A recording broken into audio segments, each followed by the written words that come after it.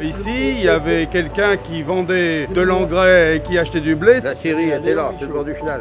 À Talmont, il y avait 1200 habitants et à Saint-Hilaire, il y avait 2300 habitants. Tiens, voilà les gars de Saint-Hilaire qui arrivent. Ah. Salut les gars de Talmont, au bateau, mon Jojo. Salut les gars de Saint-Hilaire, ça va, c'est Jeanne? Allez les gars de Talmont, ça va bien? Quand vous cassez un œuf sur le plat le matin pour déjeuner, le jaune c'était Talmont et le blanc c'était Saint-Hilaire. On ne pouvait pas sortir et dire entrer à Talmont sans passer par Saint-Hilaire. Alors vous savez, Nous étions en prison. Talmont c'était commerçant et Saint-Hilaire c'était l'agriculture. Il y avait je ne sais pas combien d'exploitants à cette époque-là. Et tous les villages à l'époque étaient comme le Moulin des Landes, la Guitière, plein de petites fermes avec 400 vaches. Talmont récoltait les fruits des habitants de Saint-Hilaire qui venaient commercer à Talmont.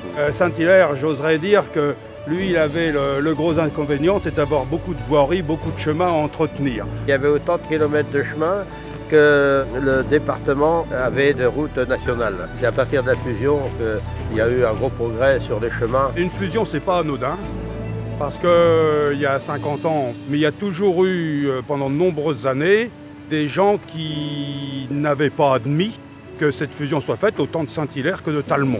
Dans le conseil municipal, tout le monde était d'accord. Les habitants n'étaient pas tous d'accord par contre. Si bien que le jour de la fusion, ils ont mis les panneaux en deuil. Ils ont couvert les panneaux de Saint-Hilaire avec des plastiques noirs. Ça m'avait marqué quand même. La fusion, effectivement, a favorisé énormément la construction de Port-Bourgenais et également le village de Pierre et Vacances qui est derrière. 3 critères se sont dégagés, si vous voulez, de la volonté de la commune.